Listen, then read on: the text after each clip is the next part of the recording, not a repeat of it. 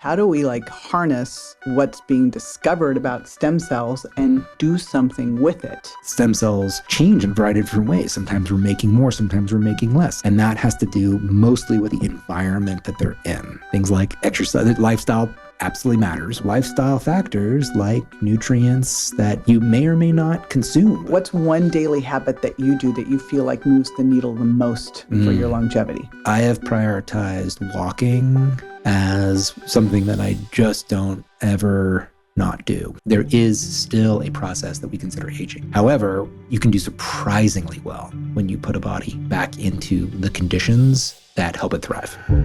They sew together an old mouse to a young mouse. They're alive? Yeah. It's called parabiosis. They perform a surgery, they sew them together, and what you see, though, is an exchange of fluids. The older mouse becomes younger. You know that moment when you realize that your body just doesn't bounce back like it used to? Maybe you're sleeping a little less, you're recovering a little slower, you just feel like when you wake up in the morning, it's like, ugh. What's going on? Now, you probably also heard the buzz about stem cells, from anti-aging clinics to cutting-edge recovery therapies. But what if you could actually activate your body's own stem cells naturally? You didn't have to fly to Panama. You didn't have to drop 25 grand on injections. Interesting? I thought so, especially since I have played around with some of the stem cells and they have been game-changing. But I'm like, how do I get more of this without spending so much on this? So I've got Dr. Dan Pardi with me. He is the Chief Health Officer at Qualia Life Sciences. I'm a huge fan of Qualia, as you know, if you've been listening to the show. In fact, such a huge fan that I started using their products years ago, and I became a brand spokesperson a couple years ago. Literally met the founder, I think, about 10 years ago, and they kept asking me to come on board, and I was like, no. And I was like, yes. And so part of what I get by being a brand spokesperson is to interview their amazing group. I interviewed Dr. Greg Kelly. We'll link to that in the show notes. We talked about senolytics, and today we're going to be talking about stem cells, what they are, why this matters, how this is the key to aging powerfully, how you can activate your own so you don't have to spend $25,000, what you can do supplementally to really boost the production of them, and then, of course, some of the do's and don'ts of lifestyle, etc. So I am really excited to have Dr. Dan Pardi in the house with me, literally in the house, because we built a podcast studio in our house. He's one of the sharpest minds in human performance and longevity. He's a neuroscientist. He's worked with elite military units, Fortune 500 execs, and again, now he's working with Qualia, which I'm thrilled about. So we're going to talk stem cells, and I will share with you that as I was listening to some of his other interviews, I went, wow, this actually explains a lot about protein pacing, about what type of exercise to do. So we're going to now break it down, simplify it, share with you what you need to do in order to optimize your stem cells and how using a stem cell product 4 days a month can dramatically change your life. So I will be right back with Dr. Dan Pardi. Stay with me. Dan, hi, welcome to my house and my studio. Thank you for having me. It's so good to be here, JJ. I got to tell you, I've been thrilled to have you here because I have literally been binging on all your stuff. I'll be honest, I would listen to an interview and listen to it again, and then listen to it again, then pause it, then rewind it, So I was like, good, I'm going to have him here and we can unpack all of this because stem cells, I feel like, are a confusing topic, starting with what the heck are they? What's a stem cell? What's an exosome? Do you get your own? Do you get, placental? All the stuff. Yes. Can you just create better of your own? So that's what I really want to unpack is starting from the beginning for the average person to understand and then understand how they can work with them so that we can have a great life and age powerfully. Yeah, that's a great plan. Can we start from the beginning? It's always my favorite place to start. Okay, starting with just what the heck are stem cells? Yes, they are a major repair system in our body. So these are cells that we'll talk about something called potency, which means what essentially the stem cell can become. But generally, stem cells will divide and create a copy of themselves. And then the other part of the daughter cell is a progenitor cell. And what's a daughter cell? That is when it divides the cells that are created. Mm-hmm. And one of those is destined to become some type of functioning tissue in the body. And the other version just makes another stem cell so it can do that same job downstream. That's what our stem cells basically are. They divide, they create a clone of themselves, and then they can find different areas of the body that need some sort of repair, and they will then become that new type of tissue. So think of it like a lump of clay. When that lump of clay is wet, you can mold it into a cup or a plate, all different sorts of shapes, and that is like a stem cell in the body. But once you then mold it into, let's say, a cup and it hardens, that is what it is. It can't go back into that lump of clay and become something else. We call that cell fate. It's determined. It's now said, okay, I've made some choices in my life, and I am now this specific thing. So that's generally what stem cells are doing. One of the reasons why we're so interested in them now for better aging is because one of the hallmarks of aging, which we can talk about what those are in general, is that we experience something called stem cell exhaustion, which basically means the stem cells don't do their job as well as they did when you were young. And how do we know that? It's actually very visible for somebody who is getting older. We start to see visible signs of aging. When you're young, you're definitely creating damage through the course of living, but every time you lose a cell, you replace it. And so the net effect is perfect harmony, the balance, homeostasis. And as the scales start to tilt with age, we're not replacing, every time we lose 10 cells, we're not replacing them with 10 more functioning ones. We're now replacing them with 8 or 7, and that then declines the older and older we get. Is there, because I've been looking at some of the, the different biological clocks, is there a way to actually test to see your rate of decline? Specifically of stem cells? Measuring stem cells is a challenge. There is a whole field of metabolomics. Metabolomics is looking at all the different metabolic products and proteins that are created through our metabolism. We now have technologies that can take a sample of blood or a buccal swab and find out a tremendous amount of information about what's changing in a person from, let's say, point A to point B in a study, before or after an intervention. What's the average of a person for these particular markers, 10 years younger, 10 years older? The field is very new, very exciting. It's almost overwhelming us, though, because we can collect so much data that we couldn't before. The validation process takes a long time. So you have to repeat it. You have to demonstrate it in multiple people. Right now, I think that expresses a bigger tension in our world, is that our technology is significantly outpacing. The innovation is significantly outpacing our ability to then standardize it. Right, and test it. And plus, I would assume that we don't know if there is standardization, like someone else's rate of decline, and then is it tissue specific? There are some researchers who are very knowledgeable in this space, like Michael Snyder at Stanford, and he thinks that the best comparison is yourself. You're a great example. Very, very fit. If you were to look at a cohort your age, let's say a therapy was to work in them, that might not perfectly apply to you because you have a fitness level that is not standard or normal for your age cohort. And fitness is an extraordinarily important part of how we age. It makes me so happy. Honestly, I'm an exercise physiologist, right? Yeah. That's my whole background. So I was like, I always felt like the peasant in the healthcare practitioner world. Yeah. And now I feel like we are the rock stars. Yes. So everything that goes around longevity, it's like, oh, fitness. I'm like, finally. Yeah. Finally. I know. It was just written off like, I know. Oh, yeah. And kind of diet and vanity. exercise. It was like, as if exercise is one thing. Exactly. That's the other thing that drives me nuts. I'm like, well, there's Tai Chi and there's powerlifting, and they're a little different. I think this is so important. They sound like platitudes. And I have a talk that I gave at the Institute for Human Machine Cognition in Florida. And the way I talk about our healthcare system is that, imagine if you were like trying to fly a helicopter and you would go to what I call the helicopterologist, and they did everything to like test the mechanics, but they didn't teach you how to fly it.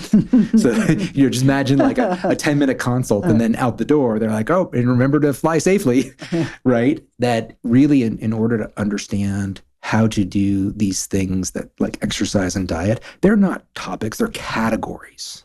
And underneath those categories, there is a tremendous amount of information. What we want to do with these things is we can't outsource all this information to an expert. We have to embed this knowledge into ourselves so it becomes a skill that helps us navigate our day. That is our template that we have to work with, our 24-hour period, and not adopt what unfortunately is the modern pattern of living. And so knowledge on how to do this and training on how to do it by people like yourselves and others that say, hey, this stuff is really important and here's how you go about doing it, super important. And wouldn't it be great if we actually did that when kids were little? Like imagine that kids didn't have the kids menu at the restaurant, that the kids menu at the restaurant was actually geared towards creating a healthier eater, not a chicken finger eater. You're making my heart sing. Right now, we let kids develop a relationship with the environment, and then we try to reverse that pattern that has been ingrained over decades, a few decades, instead of dedicating a certain amount of schooling to help them interact with their environment in a healthy way so that it's avoiding the problem later. And if you can embed that into how a child learns to interact with the world from the beginning, there's much greater likelihood. So eating healthy is normal. Yeah. Exercise is normal. Like these are just, we brush our teeth, we do like these are just what we do. Yes. So, and I'm going to bring it back to stem cells because I've got to assume that all of this stuff would affect the health of your stem cells. So as we start to age, what are some of the signs that, and is it quality of your stem cells, quantity of your stem cells? What's going on? Yes. In general, we think of aging, what's common, I'd say, is that there is a general decline in proteins, in function. It's not exactly true. There is a decline in function, but stem cells are a really good example of how exactly this is not true. We can break this down into maybe 5 different categories of what's happening to stem cells when we age. One of those is that for a stem cell to be healthy, they actually need to be sleeping in their bed most of the time. So imagine that they're resting and they're waiting to do work. Well, as we get older, 2 things can happen. One is that they are too asleep. They're hard to wake up, right? So imagine a mom going in to wake up their boy, the child, and they, on a normal day, you wake them, you nudge them a couple times, they get up and then they're ready for their day. In this scenario, they're too asleep. You just can't get them up out of bed. But that's not the only thing that happens. The opposite of that happens as well. So some of our stem cells are too arousable. And guess what happens there? They're too easy to wake up and they're releasing into the environment too often. And that causes them to be exhausted. We don't want to be constantly releasing them. We want it to be really tightly regulated. And so a regulated stem cell system, when you're young, has them resting most of the time in a very specific state. And when we get older, either they're too asleep or they're too arousable. And that's one example of what happens when we get older. Okay, now is aging causing this, or are other things we're doing causing this? It is a part of the aging process. Think about muscle loss. You know how you say, starting around age 30. Sure. And what happened was I did a DEXA scan at 39 and at 59. Yes. And I did it because I was like, I actually did it because I wanted to see what his was, my husband's, and because I decided I wanted to get into like really good shape at 60. My DEXA was exactly the same. Like exactly. My weight was the same. Muscle, fat-free mass was the same. Fat mass was the same. Where the fat was the same. And my bone density was the same. It's great. And I looked at it and I went, okay, so that just disproves this whole idea that as we age, blah, blah, blah. I'm like, I think it's a lot of the behaviors that happen as we start to age because we have kids and work and all these things, So that's why I just wonder, some of this I'm sure is aging, but is some of it also the behaviors, and what would those bad behaviors, are they the things that we would think about for being bad for everything, like smoking, drinking, all that, or what?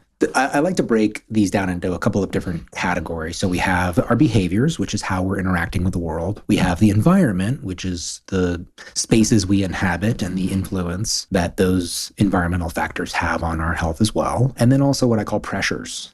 So pressures are the components of modern life that then shape your environments and your behavior. So imagine, for example, if you have a job at a desk, that is going to determine largely where you are spending your time, sitting at a desk, working for most of your 16 hours of the day. All these sorts of pressures of modern life are then shaping how we are living. And we have to now counteract that so that we don't become a consequence of these pressures that apply to most of us. But yes, how we live significantly determines our aging trajectory.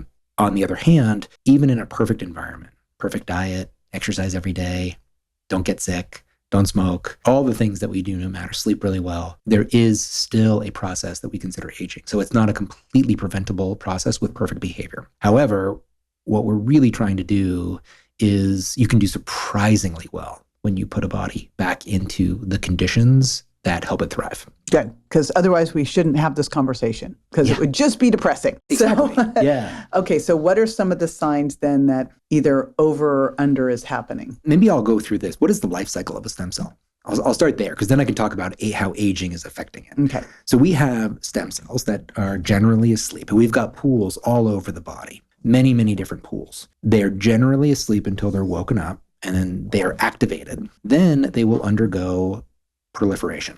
They will make copies of themselves. Some of those will then stay in the niche, their home, where they live, or where they're from.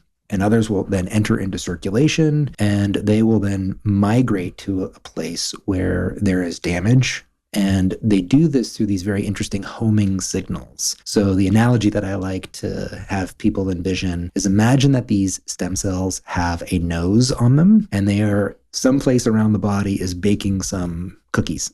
And they can smell those cookies, and they want to find them. That scent is these chemical signals that say, hey, come help. And so that's how the stem cell is finding where to go. It's not wandering aimlessly throughout the body. And once it actually gets closer to where it needs to go, it'll adhere to the vessel walls, right? So imagine it's circulating, and then it's like, okay, I need to be here. It adheres, and it makes its way into the tissues through the bloodstream. And at that point, it is listening to a variety of different signals from the extracellular matrix, from hormones, from cytokines, these signals that say, okay, now start to turn into the cell that is going to help replace this specific type of tissue. That is called differentiation. And it helps that lump of clay become that bowl or the plate. It's a fascinating process. So these different signals bind to the surface of the cell, and they cause these signaling cascades that will cause transcription factors inside of the cell, which are essentially messages that go to your genes and turn on only the right type of genes. Because every cell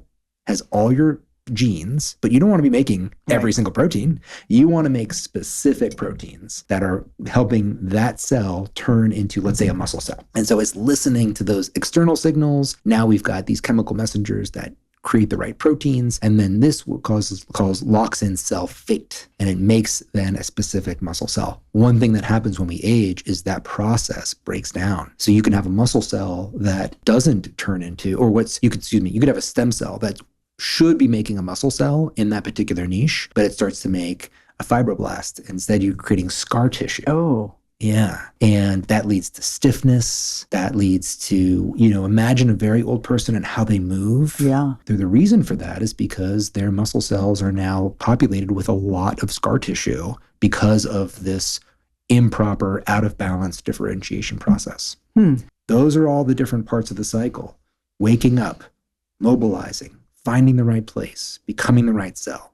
And at every single step of that journey, things can go wrong with the aging process. But the really exciting message here is that, and this is shown clearly by work from Irina Convoy at Berkeley. She's somebody that I interviewed years ago, where they did what are called parabiosis studies.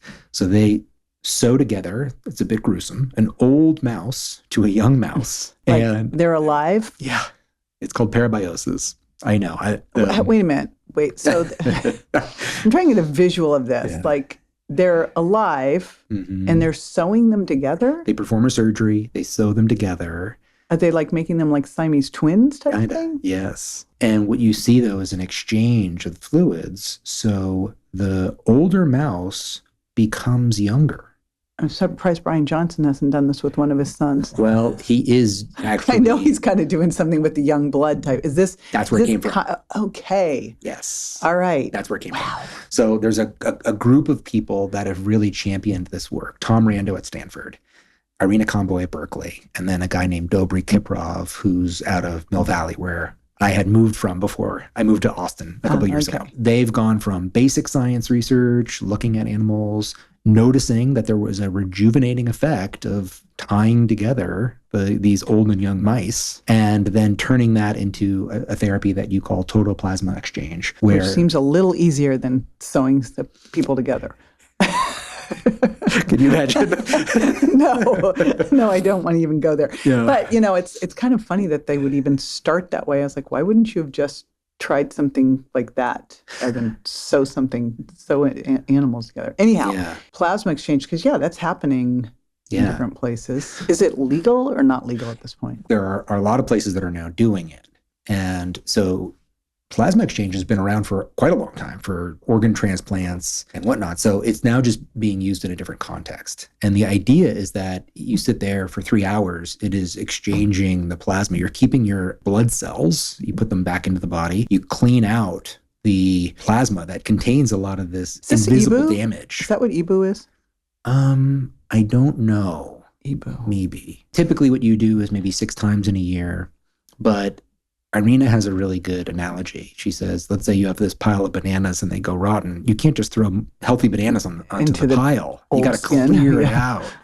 And that's what this plasma exchange is doing. The reason why this is relevant and why it matters for stem cells is because a major reason why stem cells stop being able to do their job is because the environment that is internal, the internal environment, starts to build up more damage. And that damage is interfering with all the different processes. And the cool part of this is that when they do things like total plasma exchange and others, you see a rejuvenation effect. All of a sudden, the stem cells that exist are able to act like they did when they were younger. And so that's a whole science area now. Is there a way to do it without doing that? Is there a way to make your body do that itself? Yeah, that's a lot of what Qualia is aiming to do with our stem cell product is what are the different ways that we can manipulate the physiology in a health promoting manner. So lessening inflammation, for example. A rise in inflammation is a major driver that interferes with the proper signaling of this homeostatic process. And homeostasis is generally just maintaining a balanced functioning system. And when we have dyshomeostasis, something is off and a protein is elevated. In fact, that's what ends up happening in a lot of cases. So I was saying earlier, aging is not just a decline. In some cases, we're making more proteins than ever before. It's just not as tightly regulated. And so something that was good and has a good function. So things are going rogue. Yes. Yes. I want to get over to this part, obviously, and how we can do this for ourselves. But Sure. I don't know if you know, my son had a massive traumatic brain injury. And one of my buddies started one of the first stem cell clinics all over the country. Yeah. And so we all banked our own stem cells. Mm-hmm. And that's the first question. If you're banking older stem cells, what happens there? Sure. Wouldn't quality matter? But for him, he was 16. They took his stem cells, they grew them, they expanded them, and then they did intrathecal injections. And we also did the thing with, I'm blanking on his name. He got actually I think he became a lord because of his work. He used laser to kind of activate the stem cells. Do you know who I'm talking about? He lived in Encinitas. Oh, really? Yeah. Okay. He ended up at my house at a party, and he's telling me this, and I'm like, oh. So I did both of those things on my son, and it was really interesting because 3 days after he got them injected in his spine, it was like being in the hospital with him again as he woke up. Wow. And you were like, uh-oh. I mean, it was good and not good at the same time. Yeah. The other ones actually worked quicker, but for someone, these things are super expensive. Yeah. Super expensive. And I just had some harvested from my hip and put in. Yeah. That was unpleasant. But how do I know if I'm getting good quality there, like what you're getting? Yeah. So maybe I'll take a second to just describe. And is there a way to do it without spending that much money? Yeah. It's the bigger one. So stem cells is a huge topic, and there's lots of different things to discuss. But how most people know about stem cells is stem cell therapy, which is harvesting some of your own autologous from the self versus allogenic from a donor cells. And then usually they're harvested from the iliac crest. So you do a little mini surgery, you aspirate them from the bone marrow, a very rich source of hematopoietic stem cells. And then you will expand them and you put them back into the body in an area that is needed. That is a medical procedure, thousands of dollars. You can also harvest them from fat tissue. I had both of those done. Okay. The fat took a month to recover from. Okay. It was absolutely awful. Oh, wow. Interesting. Bruised, everything else. Yeah. But it repaired a torn hamstring. Yes. It was life-changing. That's, yeah. What's possible with these tissues and this types of therapies is remarkable. And I do think we're just at the beginning of understanding how many applications they have. Yeah, so you can But harvest them. again, it's so cost prohibitive. Yeah, it's very expensive. And you don't know if it's going to work. And you don't know if it's going to work. We talked about hematopoietic stem cells. These are stem cells that are from bone marrow. And I want to give an analogy because it's helpful. So stem cells have what are called potencies. And a potency is a scientific term that means that they can become, like, what can they turn into? So a pluripotent stem cell can become just about anything in the body, but a multipotent stem cell can only become a few things. So here's my analogy. Imagine you're a college freshman. You haven't taken any courses. You're like a pluripotent stem cell. You can do anything. Once you're a junior, you've taken some classes, you've made some choices. And let's say you've done some science classes. You don't know if you want to be a researcher or a doctor. You've gone down a lineage, and now you have fewer options. Yeah. And that sounds bad, but you're going to become something, and that's good. So then you do a couple more years, and that would be like a multipotent stem cell. And that is when we're talking about, for example, hematopoietic stem cells. Those are multipotent stem cells. They have different, what's called lineages. And that lineage, they could become various blood tissues. So they could become red blood cells or platelets. That's the myeloid lineage. And the lymphoid lineage is making your immune cells, T cells, B cells, natural killer cells. All of those come from your bone marrow and the stem cells that are in your bone marrow. So where you harvest stem cells from matters because, all right, what kind of tissue do I want to affect? Let me make sure that I'm using the right stem cells for the job. It's a good way to think of it is that you've now made some choices and you can become certain things. And so, and by the way, bone marrow also has what are called Muse cells. Those are really interesting. I think that's a key area that we're going to see a lot more on in the future. These stand for multilineage differentiated stress-enduring stem cells. Wow. Yeah, very, very cool. So there's so much richness in that name. Multilineage, they can become multiple things. They can differentiate into different tissues, stress enduring, they're very stress resistant, and they are constantly circulating in the body. A Japanese researcher, Mari Dozawa, she identified them. Very cool story about, very serendipitous, like a lot of science. She discovered them and is now turning that into a company that is looking to be able to commercialize the knowledge so that we can find, they have a lot of advantages to other types of stem cells. I think we're going to see more of those in the future. But again, you have to use your own. It's a great question because typically, yes, Muse cells, no. Oh. They do not elicit the same autoimmune issues. So this could be a little college fundraiser. Yeah. You could become no more selling different. sperm. Now you can, or eggs. You can sell Muse cells. Exactly. So yeah, lots happening in the space. Wow. Okay. Yeah. However, that's again, I mean, that's like you've got to have a lot of money to be able to do these things, or be fortunate to have a really nice friend in Palm Desert take care of your take care of your son. Thank you, Dr. Elliot Lander. For everybody else, how do we harness what's being discovered about stem cells and do something with it if it can target the hallmarks of aging? So I'm going to answer this question by saying one more thing about mesenchymal stem cells, which will matter to the next step in this discussion. So mesenchymal stem cells, they're stem cells, but they probably aren't, these whole cells are not actually becoming differentiated tissue. They're probably acting more like exosomes. And exosomes are these vesicles that are released by stem cells and other tissues that create the better environment for recovery and regeneration. And so you see now exosome therapies for tissue and joint regeneration. They're like facials. Hair restoration. And you don't need to use your own for that. Exactly. And why is that? There's no evidence that they generate any sort of immune rejection or reaction. I'm sure we would have heard because it's like a common thing now. Yeah, exactly. So again, this is all part of the broader space.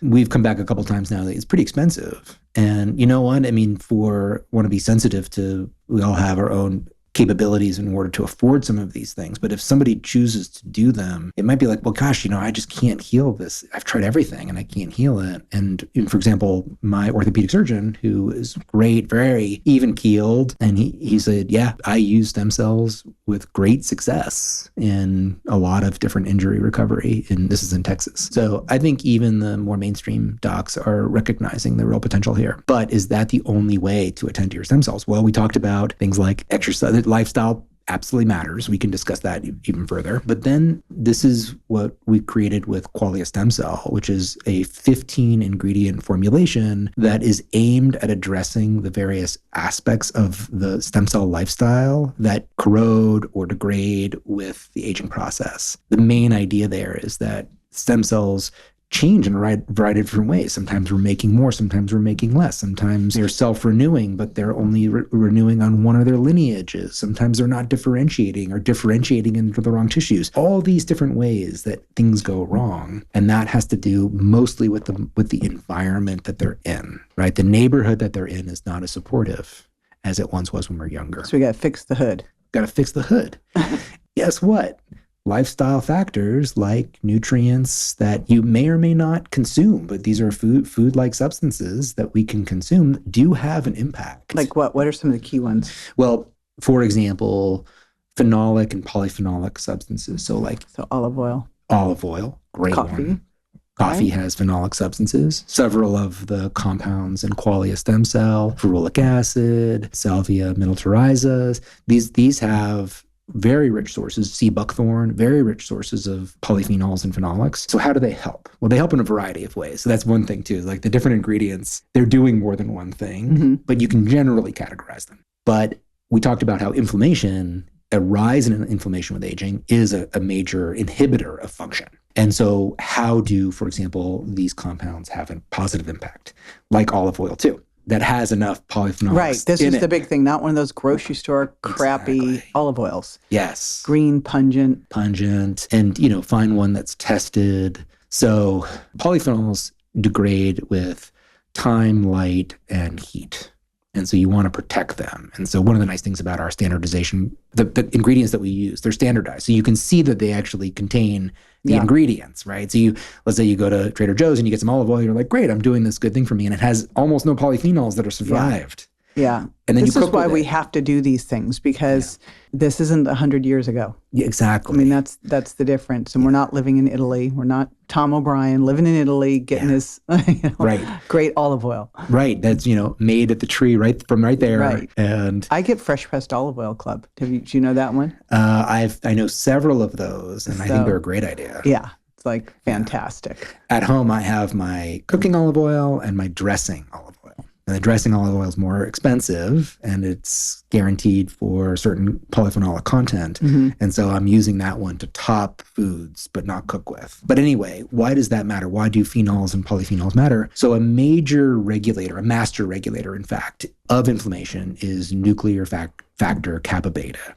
And that is a transcription factor that will trigger the induction or the production of a lot of different inflammatory compounds. And what phenols do is they will go and they will lock it up, and they'll prevent that master regulator of inflammation from getting into the nucleus and then triggering compounds that you may or not have heard of, the audience, TNF alpha, interleukin 1 beta, IL-6, all of these things that we know are driving inflammation and rising with age and inhibiting, in this case, stem cells. Now you're lowering the inflammatory burden, and you've now created a better environment for stem cells to do their job. And they've not lost the ability to do that. Here's the interesting thing, though, and it's the interesting thing with the senolytics too, which the senolytics are fascinating to me, because it is something that you can actually notice a difference when you take it. Yeah. I think it took me maybe 2 months, but my kryptonite is all the dumb things I did when I was a teenager.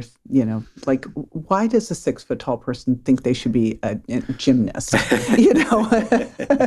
why did I do that?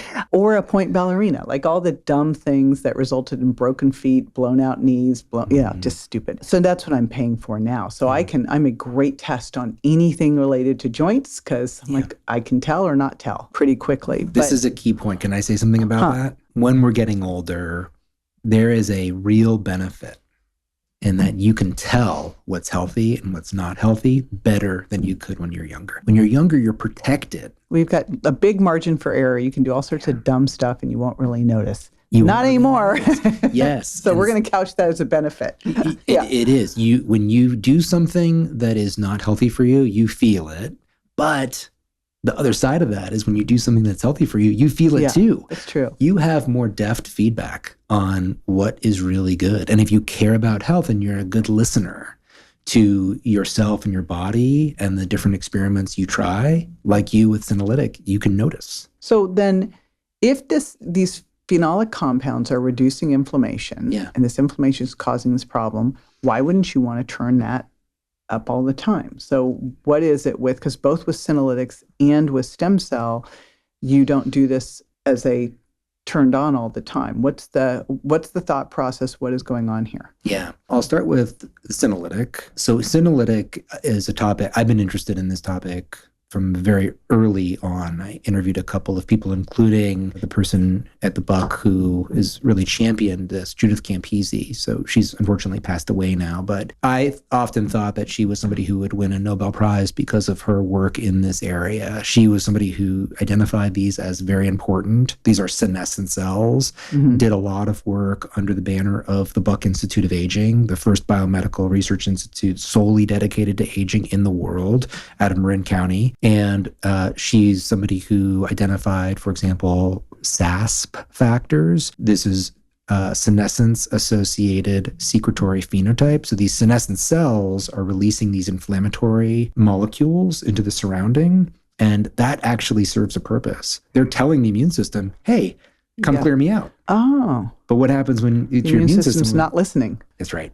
So we have immunosenescence when we get older. So now you have senescent cells. You don't want to prevent senescent cells from actually doing their job because then you wouldn't know they were there. They'd be stealth, right? Well, they're actually performing a function. And the function is that when a cell gets sick, it doesn't want to continue to replicate. It wants to cease existing. And so it can undergo what's called apoptosis, which is programmed cell death, or it can go into a replicative senescence. So it's listening to the building up of molecules in the cell, and then that can trigger certain pathways, either for cell death or for senescence. Unfortunately, with senescent cells, the zombie analogy is a good one because they're partially alive and they're partially dead. They're not functioning as the same in the way that they were before, but they're not dead. So they continue to survive and dole out these inflammatory molecules. And even 1 in 10,000 cells can have an outsized effect on inflammation in the body. Wow. Yeah. Now, when you're younger, kind of like with stem cells, when you're making more senescent cells, you make them, you clear them, right? And the net burden is pretty much zero. But starting in our 30s, we start to see a rise in the amount of... Everything happens in your 30s. Yes. There's very... we could divert here and have another hour conversation on why. It's a fascinating one. It has a lot to do with the evolutionary theory of aging, which is that our evolution really cares about us up reproduction, until... and then like, okay. The average first age of reproduction in a population, which is then after that, evolution has less of an ability to influence our health. It's kind of the analogy that Professor Michael Rose gives. It's like you're in Las Vegas and now you're driving out into the desert and you've got the stereo on. And the farther you get away from the city, it's really staticky. And the farther you go, it has a harder time hearing the signal. That's like evolution. It has a harder time acting on us after reproduction. That's why we start to see these declines that start around that time. So we have senolytic cells. We want some. Yeah. We just don't want them to zombie out and start wreaking havoc. We want to keep them under control. We want the process of senescence to be able to occur, and then once it occurs, we want to clear them because there's also what's called bystander senescence, which means that they can cause cells nearby. Right. So that's where it's zombie-ish. It's that's more like a vampire situation, really. Yeah. Yes. Really. It's like Twilight meets a zombie movie. Yeah. Because this is really them turning other cells bad. Yeah. So you want to have some. Yes. Which is then why, and I have had no one explain it so well, you would go and kill them off, try to clear them out, but only briefly so they can come back. You're just trying to clear out all the excess and the bad ones and all that, I would assume. So here's a really interesting part about that.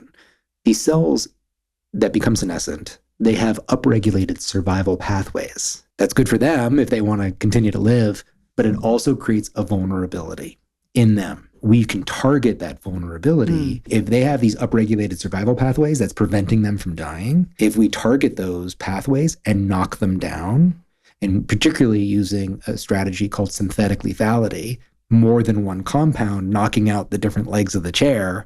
Now, all of a sudden, it's less protected and it can undergo cell death and you get rid of them. So with senolytic, you take it once a month, and I think you have some protocols where they might start and take it every other week. I think, didn't you do that in one of the studies? But generally it's 2 days a month. Yeah. Now, I'd never heard this, and I heard you explain that what you would have someone do is either fasting mimicking diet or vegan diet or fasting. Mm-hmm. So explain that piece, because to me, when I heard that in the longevity camp, there are the low protein and the high protein. It's like the war. Yeah. And it always struck me that there's times you want to be eating protein and there's times you want to not. And if this isn't like, no one would ever say, hey, just drip protein all day long. Yeah. Like just suck on amino acid drinks. That would be silly. 24 hours a like day. Pulse this. So I felt like that was the key to understanding why you want to eat and stop eating. Yeah. You know, but then also there are times when you want to drop your protein. Yeah. We are trying to get rid of these cells, and we're going to create a moment of vulnerability with them, with our senolytic ingredients, which is a combination of a variety of compounds that have shown to work on different pathways, BXL2 to tyrosine kinases, increasing reactive oxygen species. It's all aimed at trying to hurt these cells that are unique to your other cells. Well, we don't want to give them a lifeline. So when you have protein, you're triggering something called mTOR, which stands for mechanistic target of rapamycin, and that would make them more resilient.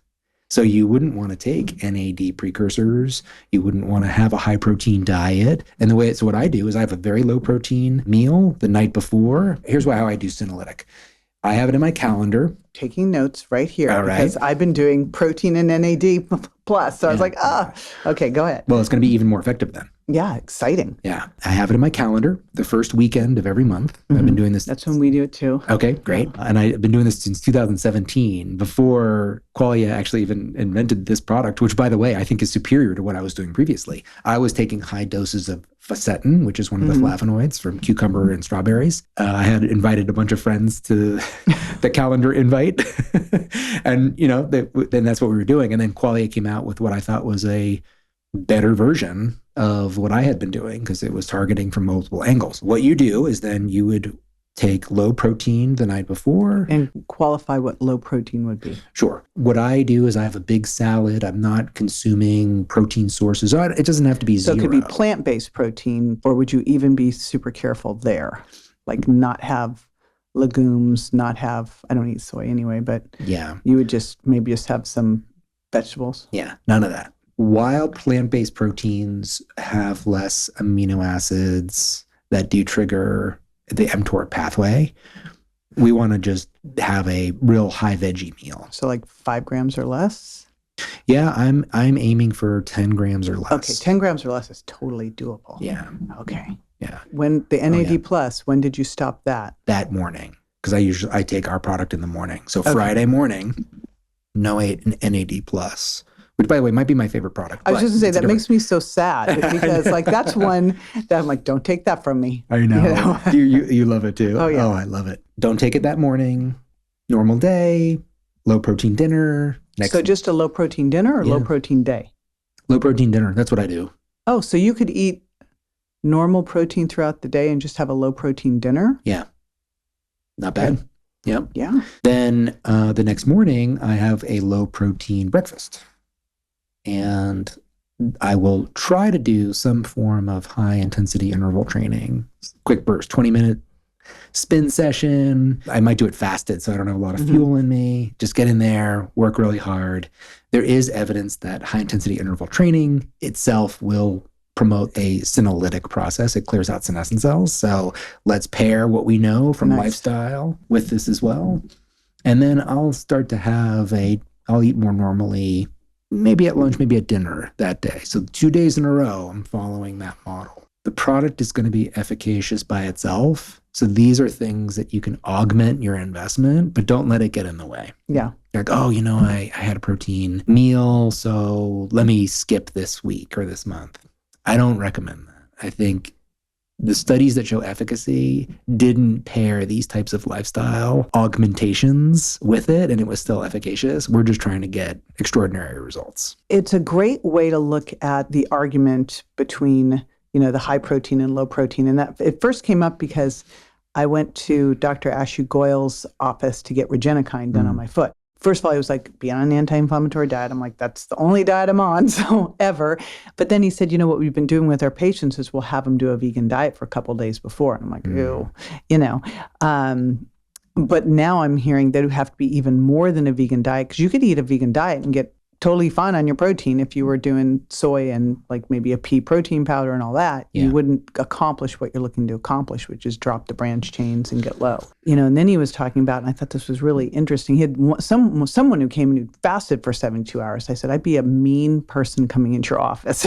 So you wouldn't want that. But having people do some HIIT training pre. Yeah. And I think you could, even just doing a more like a fasting mimicking diet, maybe not with all the, like that fasting mimicking diet by day 3, I looked at my husband and I'm going to get a steak now. Yeah. And I'm angry. It's like, I'm hungry, I'm angry, and I'm going to get a steak. But 2 days of that and maybe some, fasting in the morning and HIIT could be incredible. Yeah. My protocol it's not very severe.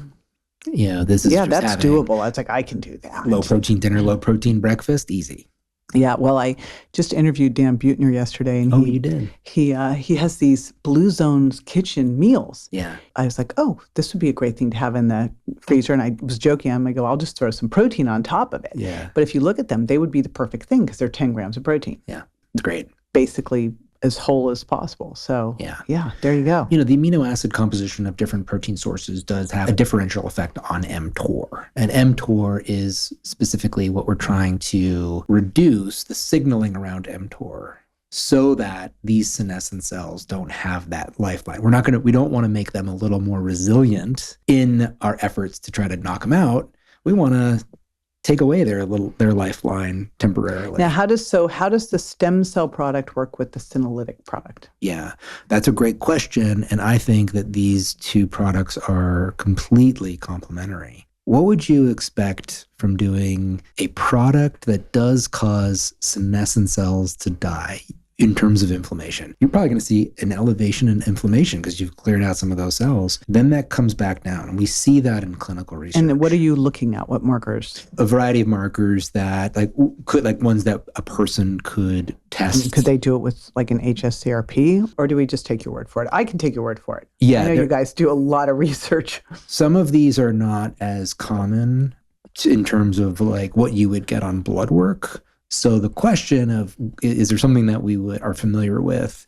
But there's a lot more inflammatory molecules that can be assessed in a clinical trial. Some cheap way that someone could do it. But bottom line is, for 48 hours, you've got elevated inflammation? Yeah. And what is one of the problems of stem cell function? Elevated inflammation. So now you're clearing out some of the major drivers of age-related inflammation in the body. And now you are in a much better neighborhood and environment to drive a pulse of an increased in stem cell performance. You'd go back onto your NAD because you're rebuilding. You'd go back onto protein. So would you go back on your NAD right away, or do you have to wait 2 days? Go back on it right away. Monday. Thank God. I know. Yeah. So no NAD Friday, Saturday, Sunday, and then the rest of the month NAD.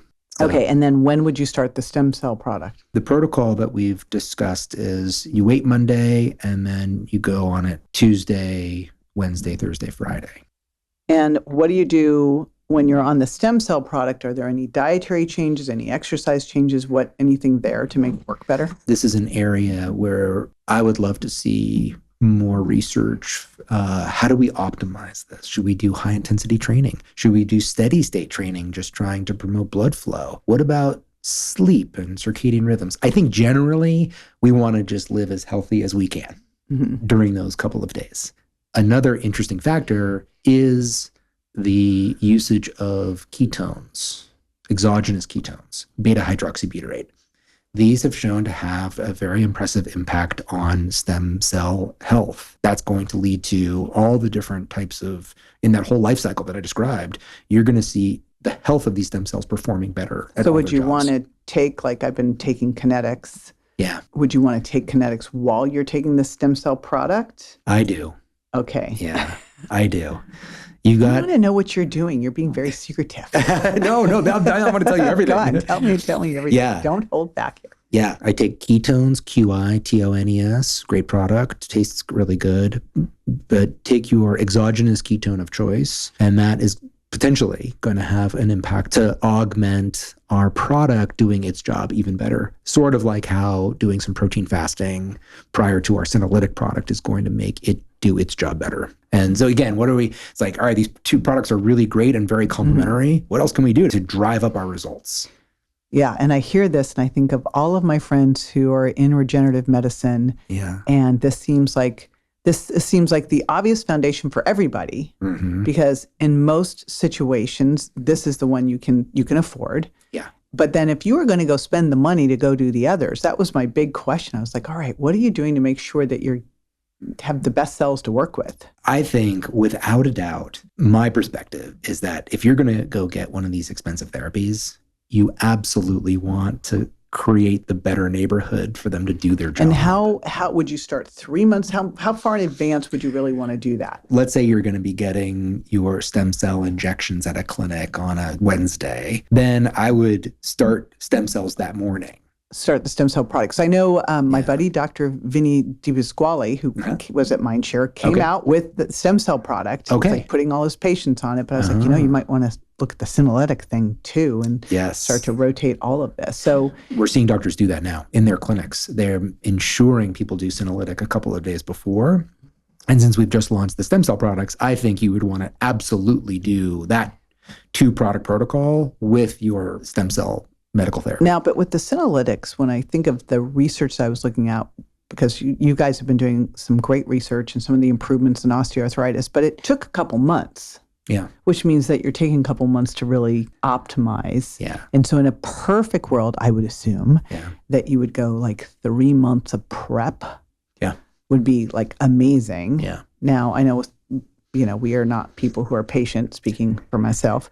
And like once you want to get something done, you want it done now. Yeah. So at the very least, you would do it a couple days before and then the stem cells the morning of. I think keeping your stem cell neighborhood healthy is really, this is something we do in perpetuity at the earliest that you can. Yeah, when would you start it? Like 30? When everything seems to be going sideways? Like when's the most important time to start worrying about your hood? You're not going to notice it as much in your 30s because you're still in a peak of life. It's harder to notice things in your 30s. But even though you're not noticing it, if you started it then, just like I think that, I don't know what it was like when you were a kid, but when I was a kid, you were told you should never lift weights.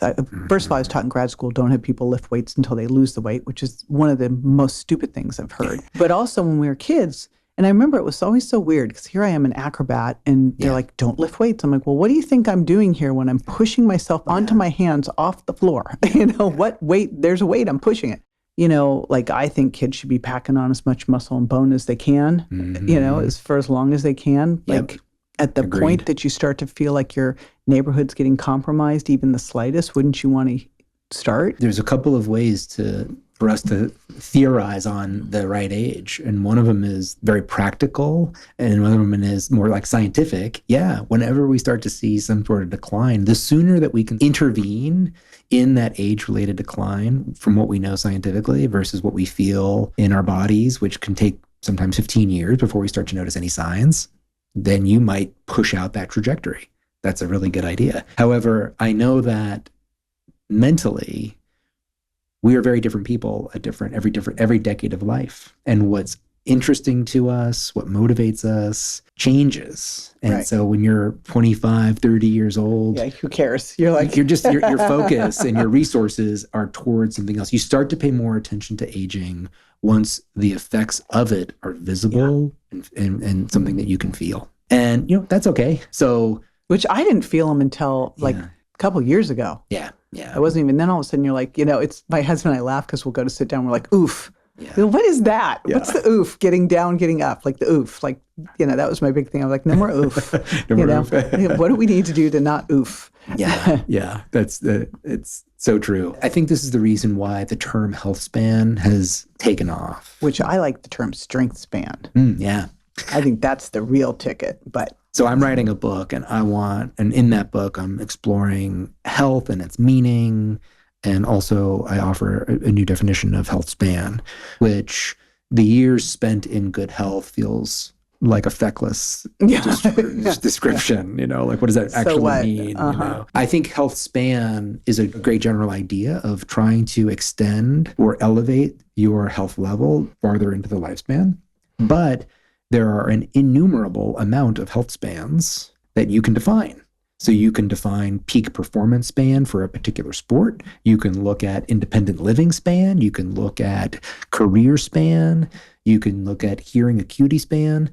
All different things perfectly fit that model. And it is up to those people who work in those areas to say, okay, these are the levels that we're going to define as somebody who is good for their particular age. They're doing well compared to normalized data for that demographic. But all of those, since health is far more than just the avoidance of disease, we now can apply that to a lot more than just the appearance or absence of a disease, including other ways that health affects how we live. And that's how I like to think of health span. And yeah, we want to try to extend that as long as possible. Yeah. And the earlier you start, then you are going to be in a better place as you're involving effective strategies in a consistent manner over decades. And you may not feel it right away. I heard you talk about this before. Some people are really sensitive to their bodies. Other people, they're not sure if they can feel it or not. Let's say a product, hypothetically, has a 25% improvement in some outcome, but it took 6 months to get there. I created a term for that called the meaningful but invisible. It's a really meaningful effect, but you've acclimated it to it over time. And so what if you give up something that's really good for you because you're like, I'm not sure if it was working or not. And here's the thing. And I remember this, I forget what product I was taking, where months later I went, oh, I don't ache when I get up in the morning. Yeah. But you don't remember. You remember when you hurt. You don't remember when you stop hurting. Yeah. So, the absence of these things, when I used to see a lot of people one-on-one, I had a whole scoring system because I got so aggravated by it. Nothing's changed. I'm like, everything has changed. You were like not even close to the person you were when you walked in here. Yeah. You just don't remember any of it. Yeah. It's like you blocked that out. So that's why I like measuring aspects of your health over time. You can compare yourself to a different version of you, or earlier version. You can compare yourself to an age-related cohort that is relevant to who you are at a particular age. There's all sorts of ways that you can try to glean insights about, is what I'm doing effective? But you're right. It's really easy. The squeaky wheel gets the attention. Right. And so if the wheel's no longer squeaking, you're focusing on new things. That's great. Yeah. That didn't really do anything. Yeah. It did everything. Yeah. Yeah. So that's something to keep in mind. And it's a challenge when we're trying to shift a trajectory as we're getting older. So sometimes we have the benefit of feeling an immediate improvement in something. And sometimes this is conceivably true. We've shifted our trajectory. So we're going to be doing much better 15 years later. Like, I can't wait for the time where you get up in the morning, you spit in something, you brush your teeth, your toothbrush triggers something, you pee, that goes somewhere, you step on the scale, you've got the thing in front, it does all your biometrics, and it plots out your trajectory. You're like, cool. I love that we're getting there. Are you familiar with Withings, that brand? They just released a new product, which is a health tracker that goes in your toilet. Oh, they did? Oh, yeah. Wow. So that it's monitoring different aspects of urine and then giving you feedback on, your diet and other aspects of your health. I think that's great. If you're interested in tracking, when you can do a stool test that way and never have to go scooping again. Yes. Yes, 100%. It was like, yes. Oh, well, on that note, yes. I know we have a code for everybody listening. It's going to be capital BEYOND, all caps 40. And that will get you 15% off any of the Qualia orders. So I'm going to put that in the show notes at jjvirgin.com/ I'll do stem cells. I just have a couple little rapid fire questions. Let's do it. Okay. What's one daily habit that you do that you feel like moves the needle the most for your longevity? For me, I know what that is. I have prioritized walking as something that I just don't ever not do. So it's a mental health behavior. I've maintained over 10,000 steps for 12 years now. I'm really proud of that. Yes. I track it. And I think of these things not just as trackers. I think of devices like Fitbits and Apple They're your Watches. coach. They're performance enhancing. If you set a goal and you attend to the feedback and you let it change your behavior, say, okay, wait, I've got a goal and here I am, then it can help you. Because I've heard a lot of people say, yeah, I tracked for a while, but I don't know if it helped. Shift the perspective on that to let it help you. Yeah. Right? If you're getting 10,000 and you keep getting feedback, great. If you're at 7,000 steps before dinner, plan a walk. I'm right there with you with walking. Yeah. And I used to be like, walking's controlled falling, blah, blah. And now when you really look at metabolism, like the most modifiable thing you can do in your metabolism is do more of non-exercise activity. Yeah. It's like hands down. That was one thing when I was talking to Dan Buettner. He said, if you look at any of these blue zones, they move 9 to 12,000 steps a day. Yeah. And he also said the people that live on steeper hills live longer. Yeah. So that doesn't bode well for Florida, but there it is. All right. If you could only measure 3 biomarkers for the rest of your life, what would they be? Oh, gosh. The biomarkers that I would track is probably steps, sleep, and blood glucose.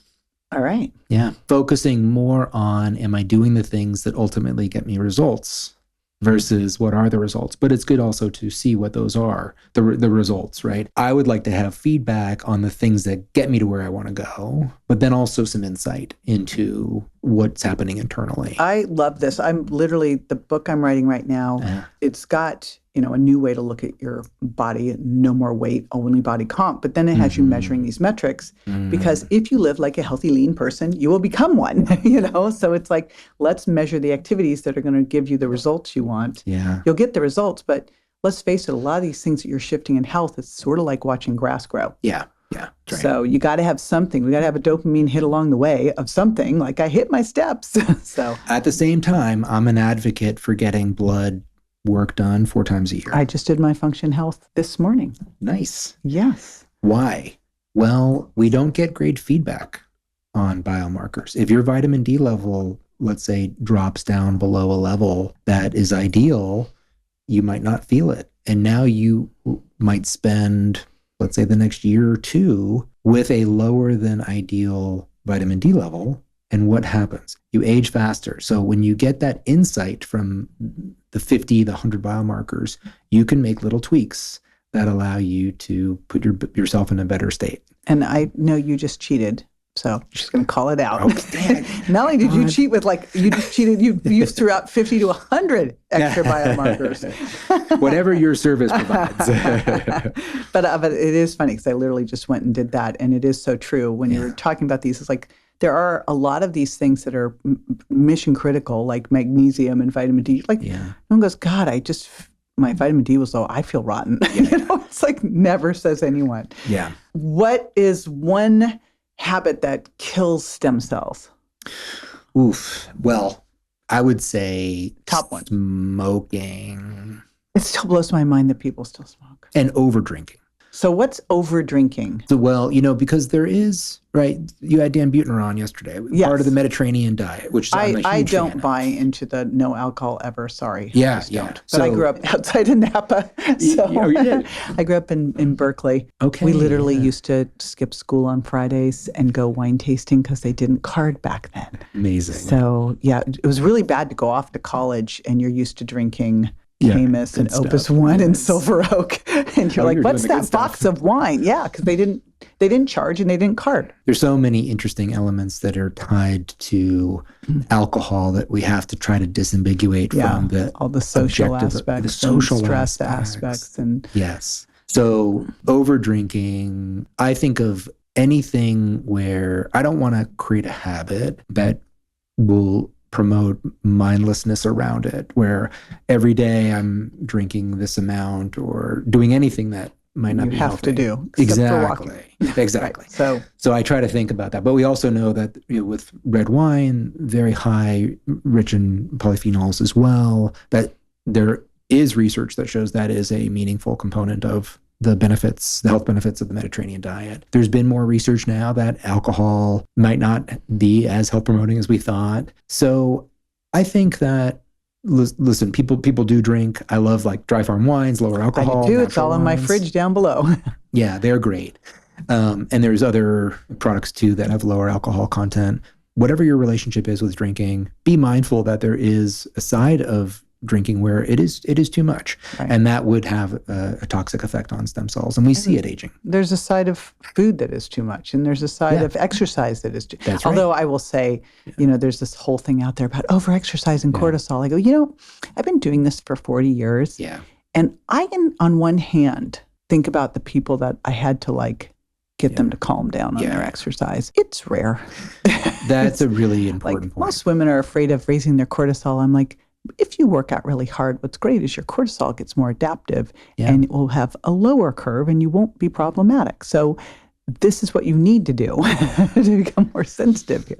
If you look at curves of mortality and the amount of exercise, if you really have the steepest benefit going from sedentary to not even half of the recommendation. I think 7,000 steps a day of just walking and makes a major difference. It's the steepest part of the curve for benefit. So, for example, this is good to consider. If, let's say, you're not doing 10,000 steps a day, it's not as though the 10,000th step is where the benefit happens. In fact, you could argue that every subsequent step is less important than the last. You have the majority of the benefit when you're moving away from sedentary. But on the point of too much exercise, even when you're doing 10 times the level of the minimum of the national guidelines, the curve does come back down, but you're actually still right at the level at what is the level of health benefit that you get from meeting the guidelines.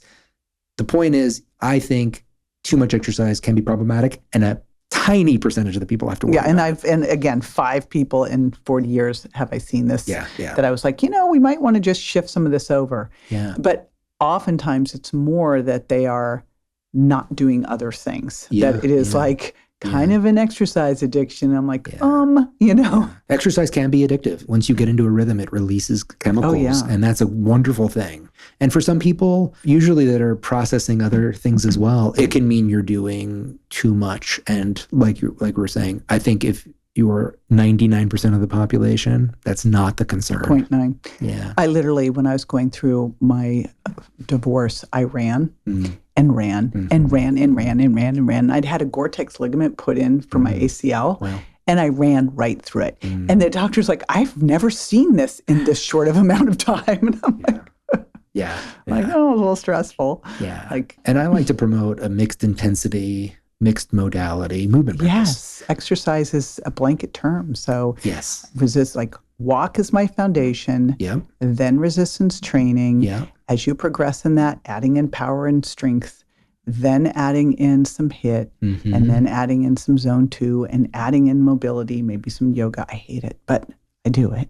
I think that's the one. Like if I could go back and tell my younger self, just do that, start that way younger. But all that stuff matters. It's all different. Yeah. I developed a yoga habit about 10 years ago. And it's because it's what my body needs. I know. That's what I can feel it. Yeah. Like I will go in the gym happily every day, all day. I'd just be in the gym lifting weights and throwing things around. I love it. Love. And I'm like, nope, you are going to go do some HIIT. And then you were going to go do that yoga class. And luckily, Tim now is coming. He, for a while there, went on strike. And I'm like, don't do this to me. I'll say this. If somebody doesn't have a regular exercise practice now, they can hear what you said and be like, oh, gosh, I wish I was JJ. The way exercise will promote, it will reinforce itself. There are good chemicals that are released that make you fall in love with it over time.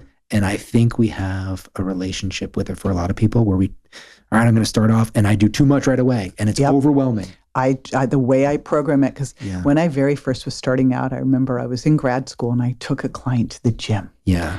This poor woman, Brenda. Brenda was in bed for a week after that because I completely trashed her back. She was just destroyed. I never did that again. I'm like, let's give you a little bit. What's so cool when you're first starting is you get strong so fast. You're like, wow. Yeah. So it's like, just a little bit more. Like just start with 60 air squats. Start with 10 air squats. Start with anything. Yes. Start with going up the stairs, like the littlest bits. Yes, we are in line with that. That's the benefit of not being currently fit is that it takes just a little I know. bit. You are, it's like washing a dirty window. It looks amazing. Yeah. You wash a clean window and they're like, nothing changed. Yeah. You know? So, Yeah. but on the other hand, when you're fit, it's easier to stay there. That's so right. there's benefits to both. Once you're fit, know this, if you are listening and you're in a place where you don't feel you're fit, once you get into that good rhythm, it's your favorite thing. Yeah. You feel like, I could stay here forever. This is so preferable to not becoming fit. I think a lot of the things we're talking about with health in general, I think health is really durable when it's not homework, but it's your hobby. Cooking's your hobby. Your fitness is your hobby. Walks with your partner. All of it becomes the things you look forward to most. I know, it's funny. They're like, what do you do for fun? I go, pretty much all the things I do. Yeah. I do for fun. Yeah. Like, I'm sitting here doing this and I listened to all these podcasts as I was getting ready for this going, this is awesome. This is like someone I'd want to get on the phone and get all this information from. And here you are. So it's like, just make all the things fun. Yes. And then you'll do them all the time. Yeah. And get rewarded. There you go. Absolutely. I wrote a newsletter not that long ago about dancing, an underappreciated form of movement. One that now has evidence. Well, now you know why we had Transcend Dance at the Mindshare Summit. Yes. And there's so much research on this that we put it into all of our events. Yes. And just for everybody listening, and then we're going to tie a bow on this, at our big professional event, we have a costume party. And the reason I do it is very specific. So, here's all these practitioners and they're little in their heads, a little uptight. Yeah. And so I'm like, you know what? Just put a costume on. No one will know who you are. And half the time I'm like, who's that? The funniest thing was, so we have the superheroes party. I have no idea. I kept going, who is the Batman who is the amazing dancer? I am calling it out from stage. I am like putting videos up of you going, who is this amazing dancer? Because you were masked. And then you come over here and I find out it was you. This is so funny. But it's now everybody's favorite thing. But I have to, when they're coming for the first time, they're like, oh my gosh. Yeah. It's a costume party. I go, we'll have things for you. We'll have capes. I think it's genius, JJ. My favorite holiday, is Halloween because everybody relaxes when you put on a costume. Because you can just be someone else. And it's easy to go. It's a conversation starter. It is, everybody's laughing. And that's exactly what happened. People start a little nervous and then they get there and they have the best time. Well, because they get there first, they're like, am I going to be the only one in a costume? So let me tell you, no, everybody was in a costume. If you don't wear a costume, you will feel like the weirdo. And that's why I always have costumes, extra costumes. But because I've gone to some of these costume parties where they say there's a costume party and there isn't a costume party and you're in the costume. I've done that too. Because like I love costumes. We built a room-sized closet down below that has all because my costumes. I love it. Costume. It's the other side. So yeah, it's so incredible. If all you did was have a little mini dance party throughout the day, things would shift. Yeah. So again, easy enough to move these things in, and then the big thing that I thought was exciting is you just start layering. Like first you layer in the habits, then you layer in the senolytic and the stem cells. Yeah. You might feel them right away. Yep. I give you 3 months, but like some people feel them right away. I've heard it. That's what so our first beta study. So with Qualia, we always do surveys and studies on our products, which I really appreciate about the company. Yeah, it's rare. Yeah, it is rare. We won a Science and Innovation Award from the Nutrition Business Journal, which we're all really proud of because not everybody does this. And we think it's important to test our products. And so in that, even though it was only 4 days of usage, it was not over multiple months. For the people who responded to the survey, we had 30 people that responded to the survey. And it was an age range of, let's say, 40 to 70 was the range. So you did a first survey as a baseline on day 0, the day before you started it. And then you did the next one on day 5, the day after it ended, and then another one at 11. And really across the board for energy and mood, for things like joint soreness, other aspects of aging that might show a decline of some sort, there were people reporting, on average, I would say across the board, like 30% improvements. That's crazy. Yeah, only in 4 days. That's crazy. That actually exceeds what I would expect. Yeah. I would have taken 10 and gone, I'm in. Yeah, exactly. Yeah. Wow. All right. Well, everyone gets a discount. Again, Beyond 40, all caps.